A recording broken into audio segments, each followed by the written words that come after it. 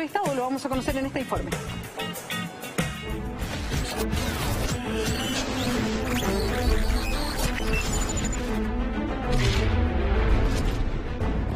Él es Claudio Lucero, profesor de educación física, montañista, rescatista y bombero. A sus 83 años, no solo ha logrado ser uno de los montañistas más emblemáticos de nuestro país, sino que también por sus increíbles triunfos y por alcanzar soñadas cimas, se ha convertido en el maestro de muchas generaciones.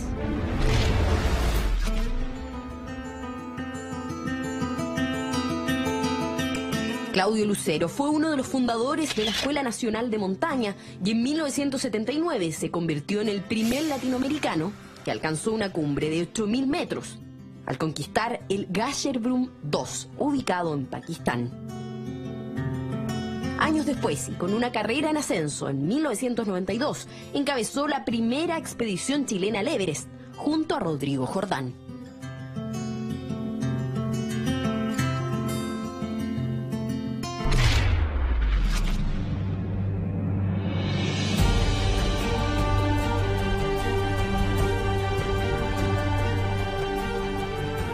Este hombre invencible ha escalado distintas cumbres más de 600 veces y entre sus aventuras se cuentan el monte Elbrus en Rusia, el McKinley en Alaska, el temido K2 en Pakistán, el Ojos del Salado y el Aconcagua. Su última hazaña fue el Kilimanjaro en Tanzania. Esta noche, en Mentiras Verdaderas, revelaremos los secretos mejor guardados de este aventurero que con más de 60 años de experiencia se ha destacado por ser el escalador con el mayor número de ascensiones de alta montaña en Chile.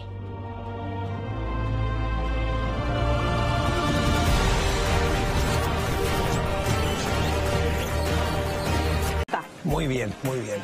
Cuando uno escucha su vida, lo veíamos ahí en el video, uno llega a una definición: aventurero. ¿Usted se considera un aventurero? Yo me considero un vago. ¿Cuál es la diferencia ahí? Siempre me preguntan cómo lo presento. Como un vago, me encanta vagar. A ver, ¿qué significa eso? Porque uno tiene en la cabeza como un vago, como alguien que es flojo. No, es caminar, mirar. Más como un vagabundo, vagabundear. Sí, como un vagabundo. Desde muy pequeño yo me arrancaba del colegio a ir a vagar por las playas. Bueno, ahora, hombre, me he dado cuenta que son las playas más hermosas del mundo. ¿Dónde eres? En el norte. De Iquique. Soy de Iquique y no hay ninguna playa igual en este país.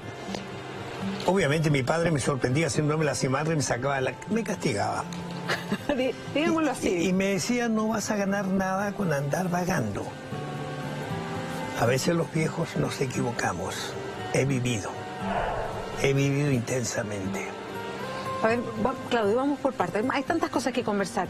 ¿Por qué salir y escaparse de clases? O a lo mejor no le gustaba el estar sentado mucho rato. Hay algo de hiperquinesia, quería conocer el mundo. Es decir, conocer cosas, abrir los ojos hacia el mundo exterior. Hoy día la gente vive encargada, marcada por... Mira ciertas cosas nada más. Uno le pregunta a las personas dentro de una oficina, ¿viste el cielo hoy día? Que está nublado. Sí. No miran el cielo, las nubes. Es decir, bueno, tuve la suerte de que mi padre me enseñó a abrir los ojos al mundo exterior, a mirar la naturaleza. El desierto es hermoso. A ver, ¿y cuánto te marcó la vida, la infancia, la adolescencia ahí en el desierto, en ese paisaje? Con mi padre salíamos a caminar todos los fines de semana. ¿Dónde iban? A veces íbamos a almorzar a una estación del ferrocarril salitero que se llamaba Carpa. Íbamos a almorzar y habían empanadas siempre. El día domingo salíamos temprano, subíamos el cerro, llegábamos a la estación y después bajábamos para, obviamente, darse una ducha, ir a la plaza, dar la vuelta. En Iquique era tradicional antiguamente dar la vuelta en la plaza en un sentido o en el sentido contrario, para ver las niñas que nos vieron la primera vuelta. Sí, eso me lo he contado varias veces, pasaba, era habitual que pasara en las plazas, ¿no? Sí, Era como el coqueteo ahí. Exactamente. Entonces con mi padre salíamos, yo fui varias veces de Iquique a La Tirana a pie, y no por una razón religiosa, no, mi padre no era católico. Perdón, ¿cuántos kilómetros hay ahí? Debe ser unos 50 kilómetros, 60 kilómetros. ¿Y cuánto se demoraban? Partíamos un día, me acuerdo, la veces ya más grande, de Iquique tipo 3, 4 de la tarde. Caminamos toda la noche y al otro día, cuando el sol empezaba a calentar en el desierto, mi padre habría ponido una carpa de 2 aguas solamente y comíamos un buen desayuno, tomábamos un buen desayuno, un desayuno almuerzo y nos poníamos a dormir hasta que pasara un poco la intensidad del calor. Y llegábamos pues a La Tirana tipo 5 o 6 de la tarde. ¿No lo hacían por algo religioso? No, sino no. que, ¿por qué? ¿Porque era una forma de aventura? Es decir, es que ir a La Tirana era novedoso, ¿no? Todo Iquique era una fiesta que la gente se da por días, mucho antes del 16 de julio, en carpa, ahí en La Pampa, el Tamarugal. Y van los chunchos, que le llamamos a ese tiempo, y bailan día y noche, distintos grupos religiosos que le bailan a la Virgen. Es interesante. Pero como digo, yo no lo hacía por un sentido religioso. Sino más bien por el sentido de aventura. De aventura. ¿Y cuánto esos paseos, voy a decir paseos, Sí, en realidad sí. era como una expedición, digamos, más larga, pero cuánto de eso marca al Claudio Lucero después, a este vagabundo, a este aventurero? Bueno, yo siempre a mis alumnos les cuento una anécdota. Habíamos caminado todo el día por el desierto y se me acabó el agua. ¿Tú con tu papá? Sí, con mi viejo, Y se me acabó el agua. Ya. Y le digo, papá, convídame agua. No, me dijo, el agua es personal. Pero es que no tengo agua, tú no supiste dosificar tu agua, me dijo. Y antes de bajar de Iquique, papá se saca los zapatos, los calcetines, se echa agüita en los dedos de los pies. Tenía tan caldeados los pies caminando en esos arenales. Papá, pero no me vas a dar agua. Te dije que es personal, es mi agua. Y no me dio agua. Nunca más me faltó agua en ninguna actividad de montaña. Eso así se aprendió para siempre. Las letras con sangre entran, dicen, ¿no? ¿Y cómo era la relación con tu papá? En mi casa, mi padre era un sargento, es decir, digo porque el orden, la disciplina, que su closet, que su... ese. Pero en las excursiones era mi amigo, era mi compañero. Podía hacerle bromas incluso. Guardo muy bonitos recuerdos de las excursiones que hacíamos con mi padre. ¿Y él fue el que marcó el camino? Sí, es que va bien, él me enseñó a disfrutar de la vida al aire libre. Ya.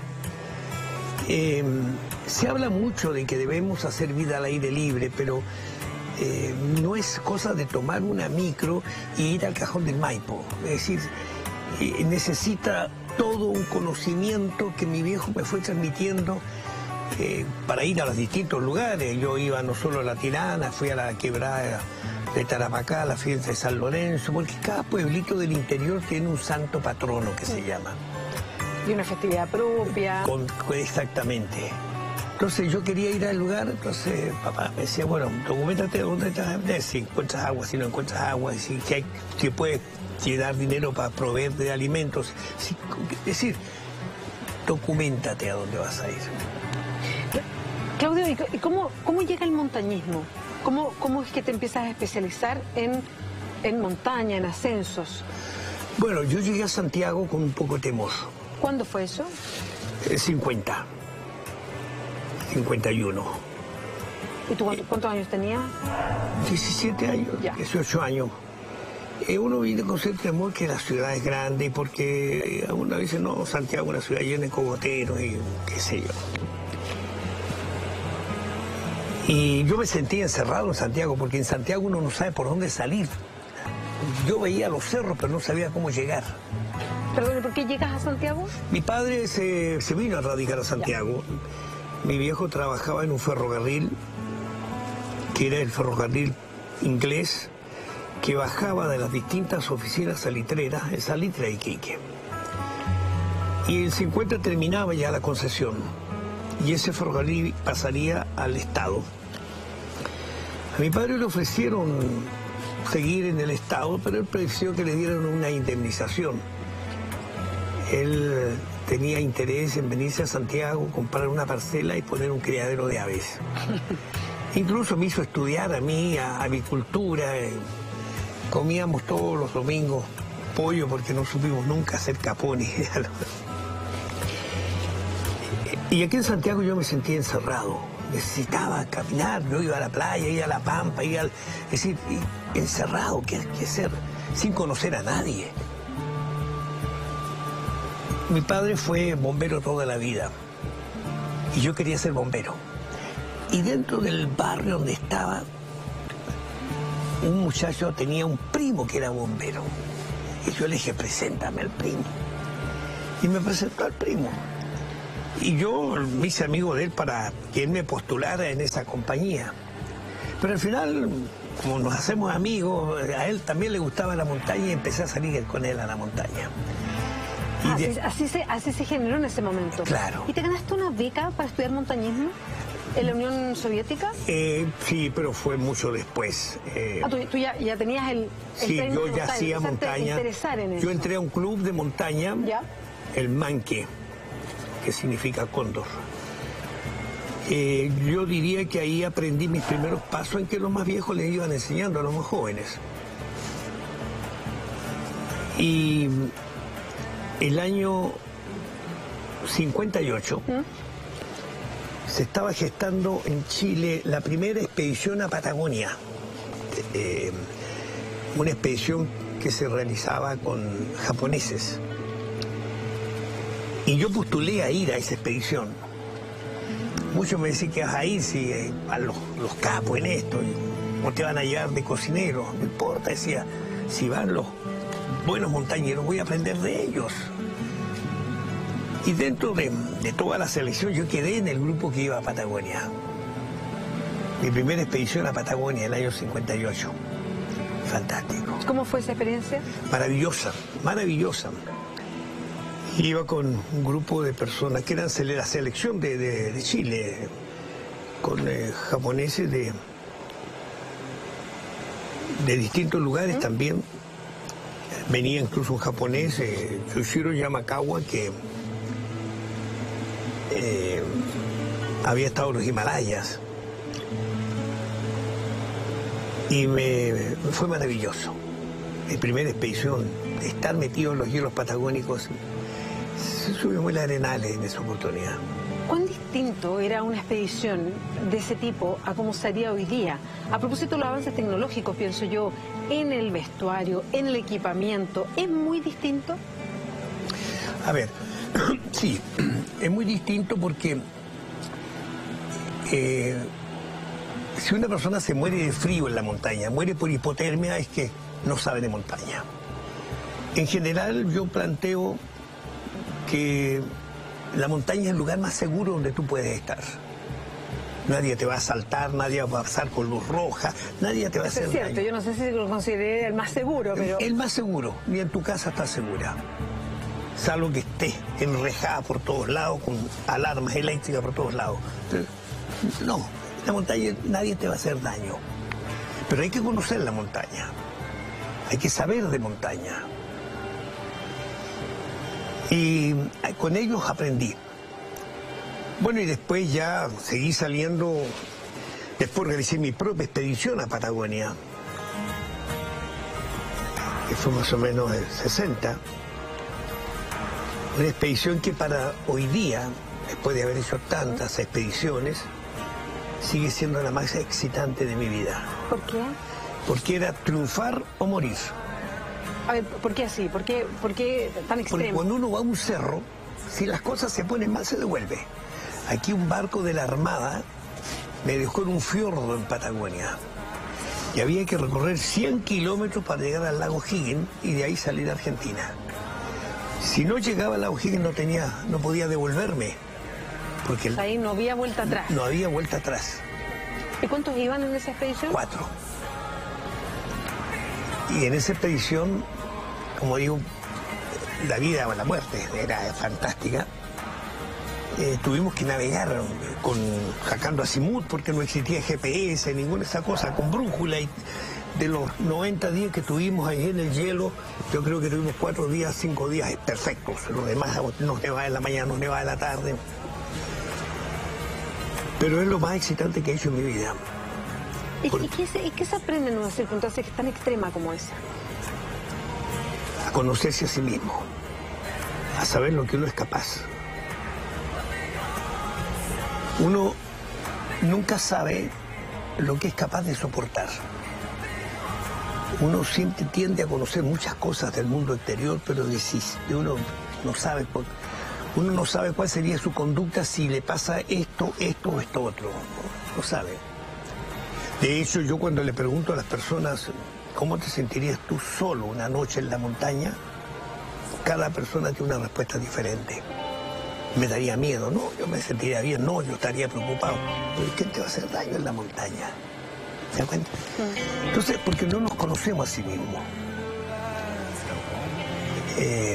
Yo tuve la experiencia, salí una vez por el mediodía a la montaña solo, después salí por el sábado y domingo solo y después fue a subir un cerro solo para ver cómo resolvía mis problemas solo. ¿Cómo reacciona? ¿Cómo reacciona? Uno anda con más miedo, con más cuidado, porque sabe que si a alguien le pasa no lo ayuda a nadie. Claudio, ¿y en qué momento uno de ser el alumno o de que le vayan enseñando se transforma en el que enseña? Y se lo pregunto porque en la época del gobierno de Salvador Allende usted hacía clases de montañismo a chicos, a jóvenes, adolescentes de zonas populares. ¿Cómo fue esa experiencia? Durante el gobierno del presidente Allende se creó una comisión de montaña, Comisión Nacional de Montaña, porque la idea del presidente era que no podemos amar algo que no conocemos. Entonces hay que llevar a los niños que conozcan su montaña. Y hicimos programas sacando niños de distintas comunas. Llevábamos un grupo de 50 niños, un bus los llevaba, 50 niños, y traía los que... Y así nos pasamos enero, febrero, sacamos muchos niños a la montaña. Y lo único que se hablaba de política, si queremos hablar de política, decirles, jovencitos, este programa se debe gracias al compañero Allende, porque quiere que ustedes conozcan su país. Fue un programa muy bonito. Pero fue un programa que después empezó una sospecha sobre el programa. De hecho, esto provocó que tú tuvieras que salir al exilio. No. El programa terminó. Ya. Yo había creado la Escuela Nacional de Montaña y creé la escuela porque yo por muchos años fui voluntario del Cuerpo de Socorro Andino. Tenía un grupo muy entrenado, eran verdaderos comandos, porque uno tiene que llegar rápido donde un niño está con un problema. Y rescatábamos niños muertos, jóvenes perdidos, jóvenes heridos. Entonces, con mis amigos pensamos, tenemos que enseñarle montaña. Y en el Club Anki hicimos los primeros bosquejos de un cursos de montaña, que los que ya íbamos a la montaña empezamos a enseñar. Pero el año 70 se tuvo, en una de las reuniones de la UIA, la UIA es como la FIFA, todos saben lo que es la FIFA, la que junta a los futbolistas del mundo. La UIA es la que une a los montañeros del mundo, la Unión Internacional de Asociaciones de Alpinismo. Y en estas reuniones de la UIA, los países latinoamericanos pidieron a los países europeos, donde está desarrollado el montañismo, becas para capacitar técnicos y desarrollar el montañismo en Chile. Y la URSS, en ese tiempo, era la Unión de Claro. Repúblicas Soviéticas, dio becas, 2 para Perú, 2 para Argentina, 2 para Bolivia, 2 para Chile. 2 para Chile. Beca para ser instructor de montaña. Yo quería ir, y fue obvio. Porque, ¿Cuánto tiempo duró ese? como 6 meses. Porque ¿qué significa querer? Querer es una honesta, una honrada disposición de ánimo. Yo vendí el refrigerador, vendí el gato, vendí todo, total, a la vuelta pues voy a comprarlo, pero esta oportunidad no la voy a tener. ¿Cómo fue esa instrucción allá? ¿Cómo se vivía? ¿Cuál era la instrucción? ¿Dónde fue? En los Cáucasos. Ya. Estábamos metidos en las montañas de los Cáucasos. Una vez a la semana bajábamos a un pueblito a comer arenques, ahumado, tomar cerveza o tomar vino, en fin, entretenido. Pero era intensivo. Era intensivo, con clase a las 6 de la mañana, alguien tocaba un gol y nos despertábamos a las 7, toda la escuela formada. Perdón, ¿y cómo se relacionaban el idioma? En las clases teóricas yo tenía un traductor simultáneo. Ya. Y en las clases prácticas, en terreno, tenía un instructor que hablaba inglés, alemán, francés, en fin. No tuvimos problema en comunicación con él. Porque el curso contaba con clases teóricas y luego clases en terreno. Y me fue muy bien. Me fue muy bien porque me gustaba lo que hacía, yo quería eso. Entonces a la vuelta pasé por Alemania para ver cómo funcionaba la escuela de Pino de Bingen, estuve en Grenoble, cómo funcionaba la escuela francesa, y creé una escuela en Chile. Dije, la única forma de evitar que los niños se accidenten, que vayan felices a la montaña y que vuelvan felices, es enseñándoles. Y ese fue mi objetivo, crear una escuela, para enseñarle a los niños lo que se le enseña a leer, a escribir y las 4 operaciones. Ese niño que aprende bien eso, su proyección es ilimitada. Y esa fue mi idea, enseñarle a los niños. ¿Y cómo funcionó? Funcionó un tiempo, pero después vino la dictadura. Yo había estudiado en la URSS, era un líder. Me hicieron muchas acusaciones falsas, por lo demás, pero... ¿Qué tipo de acusaciones? Que yo formaba guerrillero en la montaña. Que para eso era la escuela. Claro, a formar guerrillero. Hasta que un día un amigo me dijo, ándate porque tenemos orden de matarte. Entonces me fui a México. Fue un autoexilio. Un autoexilio, sí, me fui. Pero empujado por esta posibilidad cierta es que tú no puedes vivir con que me tomaban preso, que me soltaban, que, oye, te andan buscando de nuevo. Claudio, ¿pero te pasó eso? ¿Te tomaban preso? ¿Te soltaban? ¿En dictadura te pasó eso? Sí, sí. Entonces, tú, de repente, una vecina me llamaba por teléfono, hay un jeep en la puerta de su casa. ¿Y qué haces tú? ¿Te sientes impotente? No se puede ir. Claro, y eso era por esta historia, porque habías estado 6 meses en la Unión Soviética, porque soy un hombre de izquierda. Porque eras un hombre de izquierda, pero militabas en un partido en ese momento, nunca, hacías política activa. Nunca he estado en ningún partido político, y la única vez que estuve activo para decir política fue que yo trabajé por la campaña de Allende. Yo hablaba cómo es el deporte de los sistemas socialistas, y venía llegando de la URSS. Pero nunca me he metido en ningún asunto político. Pero soy de izquierda. Y ahí tú sales y te vas a vivir a México. ¿Cuánto tiempo vives en México? Como 5 o 6 años. Sí, me iba a quedar en México. Me iba a nacionalizar mexicano, incluso uno paga ciertas cosas por debajo cuerda, y le entregan la nacionalidad mexicana, incluso el servicio militar hecho. Pero yo me seguí escribiendo con la gente de... ¿Y ahí seguías ligado a la montaña? Sí, allí en México me contrató el Comité Olímpico Mexicano para consolidar escuelas de montaña. Entonces yo estaba adscrito a la Federación Mexicana de Montañismo y hacía cursos de montaña y capacité instructores, hacía clases. ¿Estás contento ya? Feliz. Ya. Es decir, cuando tú sabes que estás segura, te sientes feliz.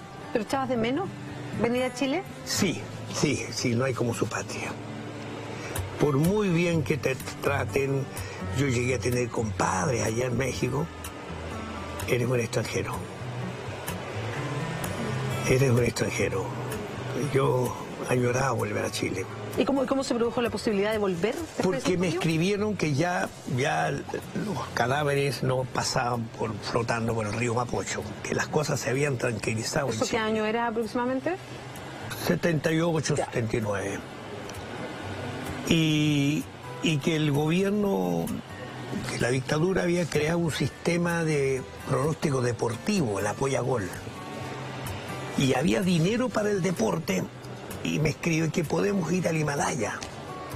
Yo en México sí estaba un poquito taponeado, porque no podía ir en expediciones mexicanas siendo un chileno. Ya. Yo ya iba a ir al Monte McKinley una vez y me dijeron, no, tú no vas. Pero ¿cómo si soy el entrenador? No, mano. ¿A poco no más que en una expedición mexicana soy un chileno? Son muy nacionalistas y tienen razón para hacerlo. Sí, lo conversábamos antes incluso con la Gaby Hernández. Y ese lo que te lleva a volver, bueno, te dicen que hay una posibilidad acá, tú escuchas Himalaya y vuelves. Volví a Chile.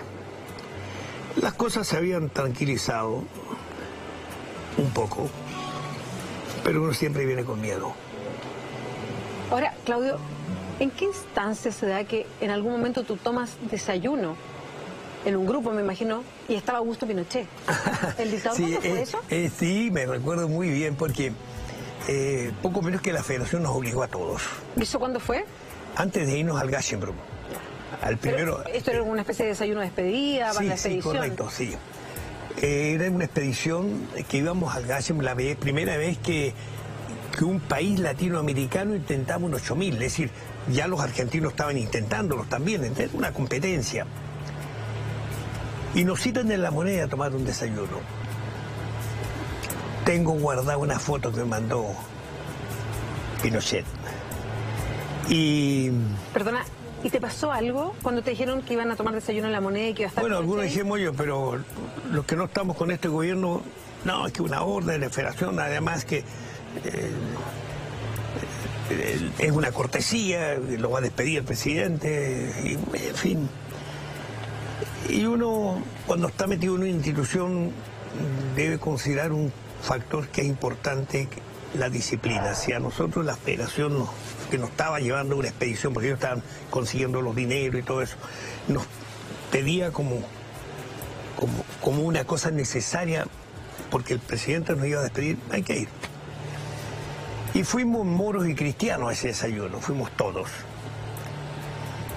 Y en un momento el señor Pinochet se acerca y me dice, ¿y por qué van a subir cerros tan lejos? ¿Por qué no suben en Chile? ¿Cómo cuál? Le dije.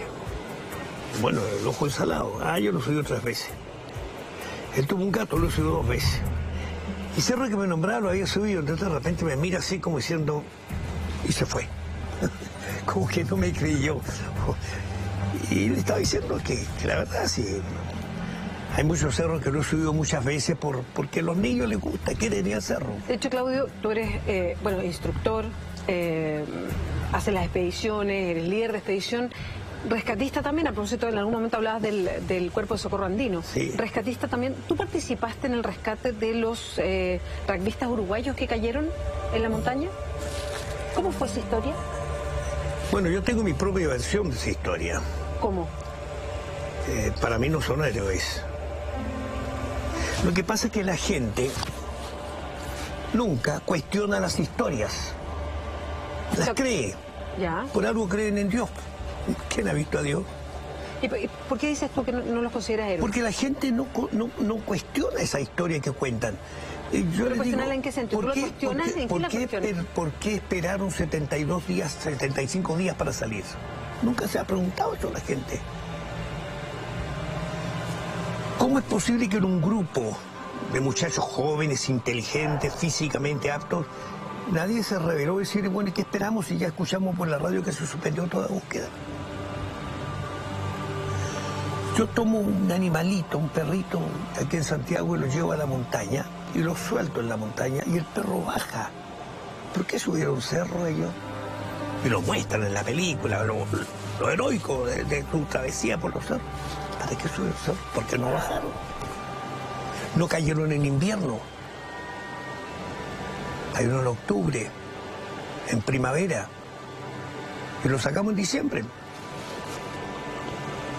La gente no cuestiona esa historia. ¿Y tú qué cuestionas, Claudio, de la historia? ¿Que debían haber salido antes. ¿Le faltó el coraje para salir antes? No. Que si salen antes, o a lo mejor nadie lo recuerda. ¿Usted recuerda ese piloto que se arriesgó a decir que la gente se quedara en el avión en el sur?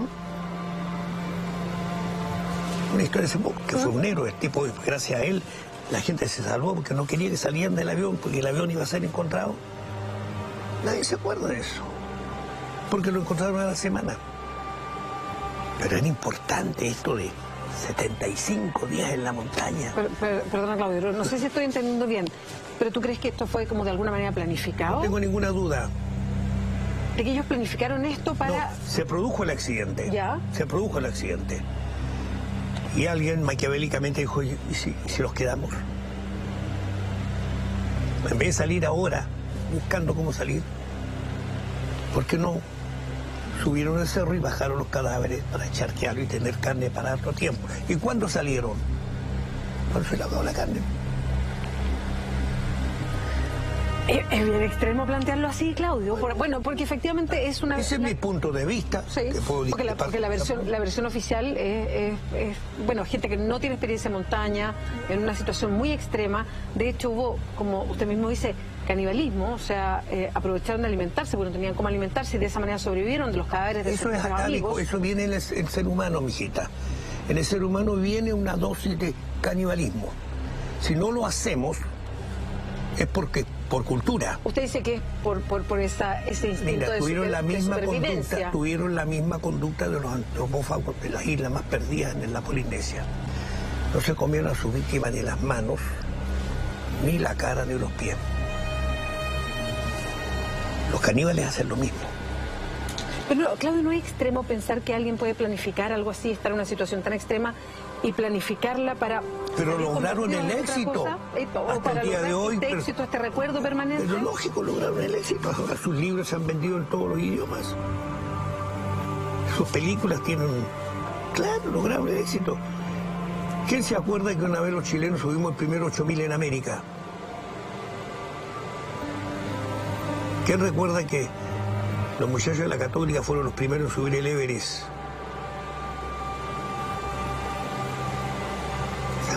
La gente olvida, pero esto no se olvida porque es sensacionalismo. Claudio, dejémoslo ahí, vamos a seguir conversando con Claudio Lucero a propósito de lo que recién nos dice, que nos deja bien impactados por la versión oficial que siempre hemos escuchado y lo que nos ha parecido del accidente de los uruguayos en la cordillera. Hacemos una pausa aquí en Mentiras Verdaderas y ya volvemos.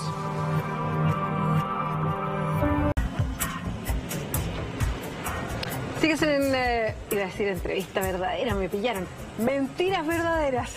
Sigues en Mentiras Verdaderas, estamos conversando con Claudio Lucero. Estaba recordando el momento que, porque tú ayudaste en el rescate de los requifistas uruguayos que quedaron en la cordillera y ahí tú nos entregabas la mirada que tienes sobre ese accidente, que tú encuentras que hay una verdad oficial que tú no te crees, que es la verdad de estos hombres que resistieron estas condiciones. Tú dices, aquí pudo haber algo más planificado para convertirse finalmente en héroes.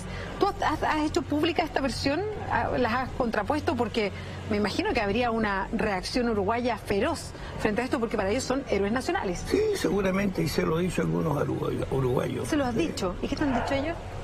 Se molestan, o algunos dudan. Es decir, depende de las personas, ¿no? Pero es mi versión. Mi punto de vista.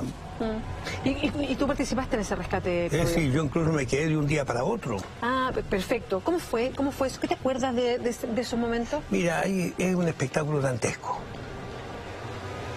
Que ya te digo, hicieron la misma conducta de cualquier antropófago.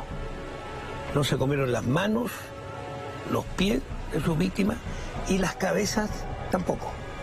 Entonces había en un rincón un montón de cabezas como melones en una frutería. ¿Te impactó? ¿Te impactó verlo?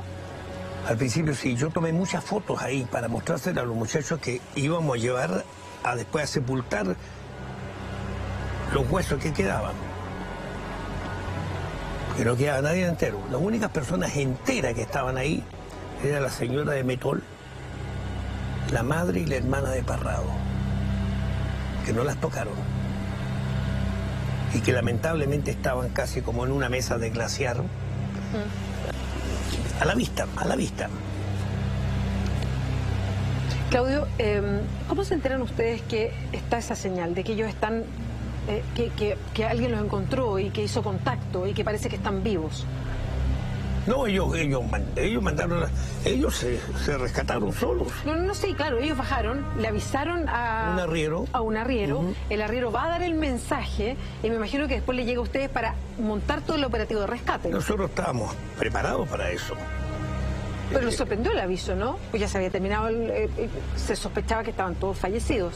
Sí, pero bueno, uno cuando le dice, oye, tiene que estar en 15 minutos en el cuerpo de socorro porque el helicóptero sale en media hora, uno se vuela. Incluso yo cuando era voluntario del cuerpo de socorro tenía un stock de alimentos no perecibles, entonces al tiro echaba comida. De hecho yo les preparé una sopa a ellos. Y uno decía, uy, sopita, y tomaba unas cucharaditas de sopa y en esta mano tenía un fémur y seguía comiendo. Claro, nosotros éramos visita. Lucero, Claudio, cuéntanos de la primera expedición al Everest. ¿Cómo fue? ¿Cómo se organizó? ¿Qué recuerdos tienes? Mira, la primera expedición al Everest fue una selección de la federación. Iba gente de distintos clubes.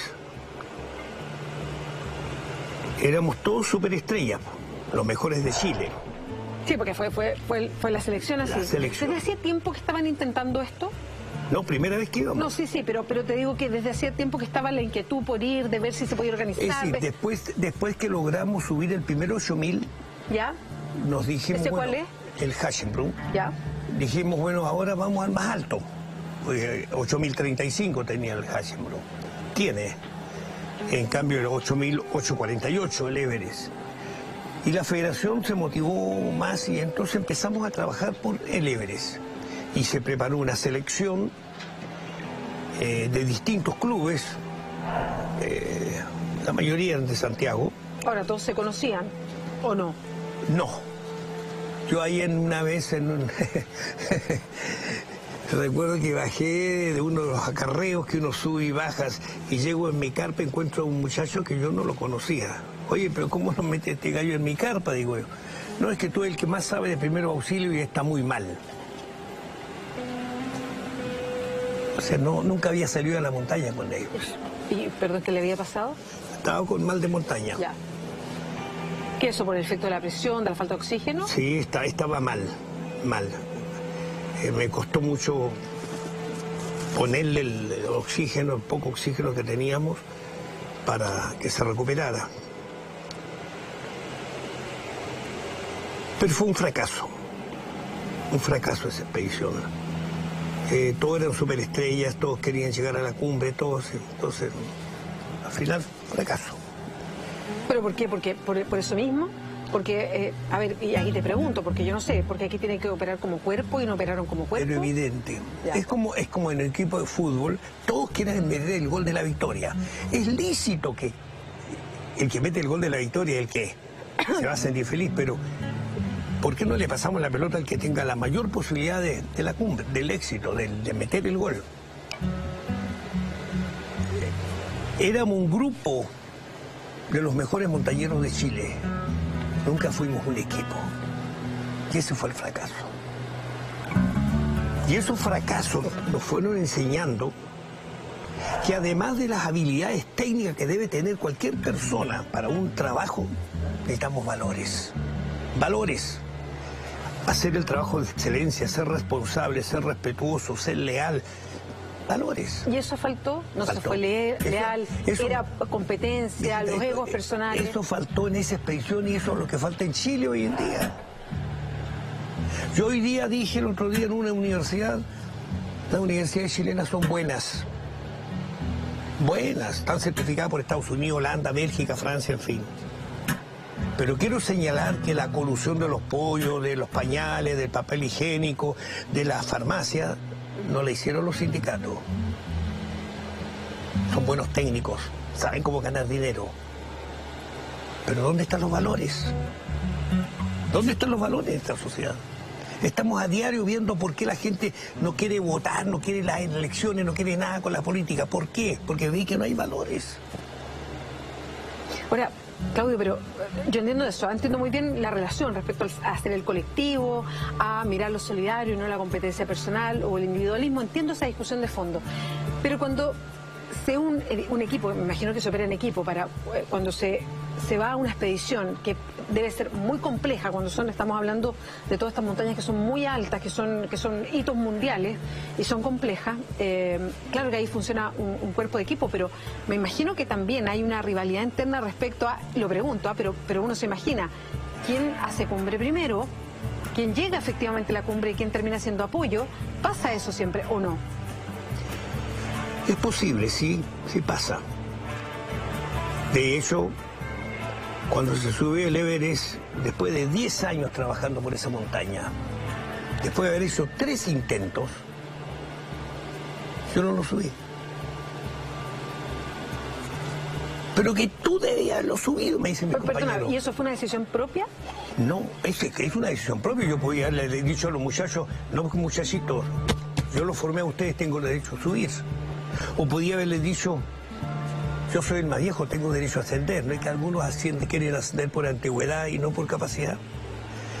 Pero yo estaba comprometido con el objetivo de la empresa, que se clave la bandera chilena en la parte más alta del mundo.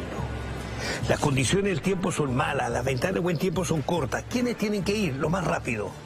Claro que yo quería subir la montaña. Pero, momentito, aseguremos el éxito. ¿Quiénes son los más rápidos? Rodrigo con Cristiano. Así es simple. Y logramos el éxito. ¿Y te sentiste exitoso pese a que tú no llegaste a la cumbre? Sí. Primero porque soy profesor. Y para un profesor es un éxito cuando sus alumnos lo superan. Es como por un padre cuando ve que sus hijos lo superan. Y esos muchachitos que llegaron a la cumbre los formé yo. Los formé no solo físicamente, técnicamente, sino valóricamente. La disciplina. Ahora, Claudio, pasó y lo seguimos todos desde Chile de una manera muy, muy particular porque había una especie de... No una especie, había una directa competencia entre 2 grupos chilenos. Sí. Para llegar a la cumbre, sí, por el grupo de Mauricio Purto, y ver quién llegaba primero. Unos iban por una zona que era más compleja, la otra una zona más fácil, en fin, se dieron varias explicaciones y finalmente el grupo de ustedes llegó primero a la cumbre. ¿Cómo se vivió ese momento en que había una competencia entre 2 expediciones chilenas? Mira, la verdad que lo único que nos llamó la atención es encontrarnos con esa expedición arriba, al final, sobre los 8.000 metros. Porque ellos habían partido 20 días antes que nosotros. 20 días antes. Claro, después supimos, y como hemos vuelto por esa ruta, que hay atollamiento, hay listas de espera, porque hay una serie de escaleras que hay que uno pasar, dejar que bajen los otros, que suban. Entonces, eso lo retrasó. Pero iban por la ruta más fácil también. Para nosotros lo importante era que íbamos a subir en la montaña por una ruta extremadamente difícil, que no ha vuelto a ser subida hasta el día de hoy. Todos suben por la ruta normal nomás. Y que nuestros pares en el mundo lo iban a considerar maravilloso. Helmut Hillary escribió un artículo en un diario importante de Londres, que Hillary, el primero que subió el Everest, que los chilenos habían vuelto al montañismo romántico. Ellos hicieron todo, ellos equiparon la ruta, ellos pusieron las cuerdas y no le pagaron, como hoy día se hace, ¿no? Se le paga a los porteadores que equipen, que los lleven, que los bajen, que los suban. Hoy día, lamentablemente, lo místico se ha perdido un poco en el Himalaya y mucha gente va por snobismo.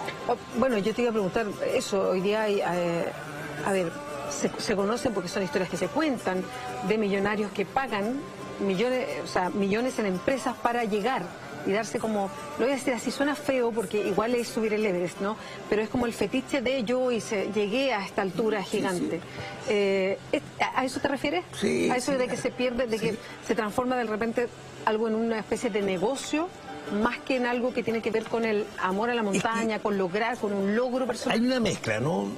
Yo recuerdo que me gusta mucho el esquí y veía gente en la barba con bronceador, carita al sol, para llegar a Santiago bronceada en invierno.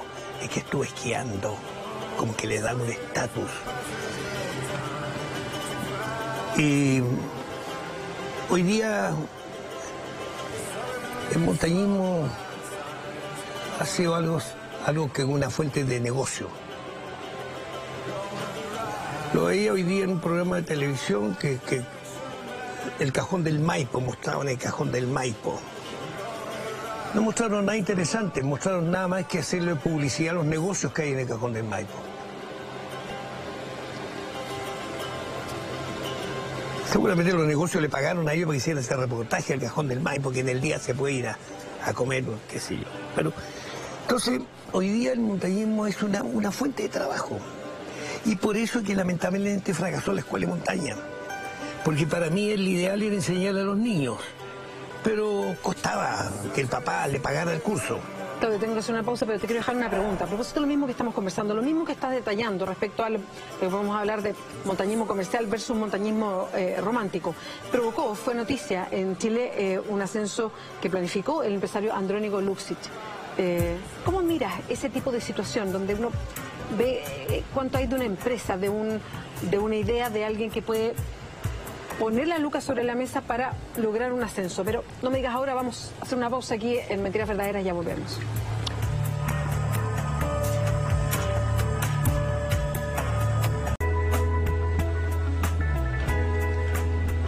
Y hoy nos acompaña Captain Cook, exquisita comida Tex-Mex, Mexican Delivery. Ven y prueba todas las variedades como la quesadilla suprema, también los exquisitos burritos, las chimichangas. Puedes ver la cartelera en www.captaincook.cl y así obtener un 10% de descuento al usar nuestra aplicación Captain Cook. Ya disponible para iPhone, también para Android. Ven a Captain Cook, Tex-Mex, Mexican Delivery. Seguimos conversando nosotros acá Mentiras Verdaderas con Claudio Lucero. Claudio, yo te preguntaba antes, y lo dejamos pendiente ahí cuando nos fuimos a la pausa, en este montañismo comercial versus el montañismo romántico, y que muchas veces, por desconocimiento, por prejuicio, se ve a millonarios que suben el Everest, en fin, por distintos tipos de razones, y uno dice, esto es montañismo comercial, tiene un uso, tiene que ver con el poder, con el dinero, y de hecho puede asociarlo a un chileno como el mismo Andrónico Luksic, que también hizo este tipo de ascenso. ¿Cómo miras tú esta situación? ¿Y qué conoces tú del caso Andrónico Luksic? Sí, mira, bueno, para la gente fue muy novedoso que Andrónico subiera el Everest. Pero yo que conozco su historia como montañero, él ha estado saliendo montañas muchos años. Sí. Y de hecho salía a la montaña con un muchacho que para mí es el mejor montañero de Chile hoy día. Y él un día comenzando en una vuelta de subir un cerro, viene comentando y dice, me gustaría ir al Himalaya, ir al Everest. Entonces, Misael Alvear se llama este muchacho, que para mí es el mejor montañero de Chile hoy día. Misael le dice, mira, yo conozco una persona que fue al Himalaya y él te puede orientar. Y me invita a almorzar un día, Andrónico. Estuvimos conversando, yo le empecé a preguntar. Ahí conociste tu historia desde el principio, digamos. Claro, por eso digo yo. Y él estaba saliendo con Misael Alvear mucho tiempo antes. Y ahí él me cuenta, yo le dije, que yo sí lo digo, ¿no? ¿Cuánto cuesta una expedición al Himalaya? 8 personas, $600.000. Ah, no es problema. Sí, pero ¿cuántos cerros ha subido? Le dije. Usted tiene que subir por lo menos unos 16 miles. Ahí. Y se puso esa tarea. Y cumplió rigurosamente con toda la tarea. De hecho, llegó el invierno en Chile y tuvo que ir a subir a Ecuador unos 6.000. Claro, esto no es solamente lucas sobre la mesa. Claro, no. Incluso una vez yo le taché un cerro porque por razones del banco, lo fue a buscar un helicóptero. Entonces yo se lo borré, le dije, no, porque te lo subió, no, pero no lo bajó. No, fue muy honesto. Y fue muy honesto y fue muy montañero. Él no escatimaba en hacer trabajo que le tocaba a cada uno un día, él lo hacía también igual. No, en ese sentido fue muy agradable salir de conocerlo a él. Antes de comenzar el verano, ya había harto calor en Santiago, jóvenes que se internan y suben cerros sin estar preparados, sin el conocimiento, sin la vestimenta, pensando que es mucho más sencillo. Y hubo 2 chicos fallecidos que eran estudiantes universitarios y en una misma semana habían hartos que se habían extraviado y desatan todo un operativo. De hecho, daban una estadística que decían que en verano hay 3 o 4 chicos perdidos de repente hasta la semana en cerros de Chile. ¿Qué es lo que pasa ahí? Hay desconocimiento, nos arriesgamos de más, nunca tenemos instrucción pese a que tenemos los cerros al lado. Bueno, toda la vida, incluso hay muchos cerros que tienen gente inventariada en el cerro, no lo hemos encontrado más. El problema es ese, el desconocimiento de la montaña, nada más. Para nosotros es muy fácil ir a la montaña. Yo tomo una micro que me lleva al Cajón del Maipo, o voy a una micro que me deja aquí en Tobalá, o en La Reina. Pegados al cerro. Pegados al cerro. Claro. Es fácil llegar a la montaña. Chile es un país de montaña y la otra vez se perdieron unos niños en la cordillera de la costa, en los cerros de Melipilla, en La Campana. ¿Cuántos accidentes han existido? Porque la gente no tiene conocimiento de montaña. Hoy ya hablábamos antes del equipo. La cosa es muy simple porque en Chile tiene acceso, o hay tiendas que traen el mejor equipo que en estos momentos hay en el mundo, lo tenemos en Santiago. No hay problema de equipo. Segundo, los informes meteorológicos son bastante acertados. En el Instituto Vertical, donde hacemos clase, nosotros enseñamos montaña, se suspendió ese día una salida porque habían anunciado mal tiempo. El mismo día que se perdieron se suspendió una salida. Porque si se suspende la salida y no hubo mal tiempo, bueno, perdimos el fin de semana. Pero si no se suspende y hay mal tiempo, usted ve las consecuencias. Entonces, los pronósticos son bastante acertados. Ahora, yo puedo ir con mal tiempo a la montaña si primero sé cómo vivir en una carpa con mal tiempo, que no es fácil. En cocinar, en ponerle el balón de gas o encender el anafre dentro de una carpa, no es fácil. Se necesita mucho entrenamiento para eso. ¿Cómo armamos la carpa con mal tiempo? Ellos, aunque hubiesen llegado al refugio, habrían muerto igual. Habrían muerto igual. ¿Por qué? Porque las condiciones que andaban vestidos y las condiciones del tiempo. Yo no niego que uno ha subido, yo he subido en provincia cuántas veces con short y zapatilla. Claro, pero buen tiempo, porque hace un calor de repente que uno tiene que mirar así porque la tierra se calienta. Pero eso es pleno verano. Y disminuye el ritmo, el rendimiento de las personas. Yo subía todos los años en provincia, en junio, julio, terminó el primer semestre, y con 100 niños que llevaba subían 98. 2 dejábamos cuidando el campamento. Ese mismo grupo de 100 que los llevo en el segundo semestre, que ya llega noviembre, diciembre, me subían 60, 70. Como las condiciones de calor también bajan el rendimiento de las personas. Bueno, Claudio Lucero, se nos acabó el tiempo del programa. Muchas gracias por acompañarnos, por la conversación, tocamos tantos temas. Gracias por acompañarnos esta noche aquí en Mentiras Verdaderas. Yo lo único que quiero, para terminar, decir, ¿cuánto cuesta un rescate? ¿Cuántas horas hombre significa un rescate? ¿Y por qué ningún organismo, ni deportivo, ni ministerial, ayuda a la Federación de Andino de Chile, al Instituto Vertical, a que le enseñen montañismo a los niños para que puedan ir a la montaña con seguridad y con éxito? Bien, Claudio, muchas gracias. Muchas gracias a ustedes por la preferencia, por los comentarios también. Fuimos primeros en redes sociales, en Trending Topic, en Mentiras Verdaderas esta noche. Sigues con la transmisión habitual de la red, viene Así Somos. Muchas gracias por la compañía, le mandamos muchos cariños al Nacho Franzani. Será hasta mañana, chao, chao.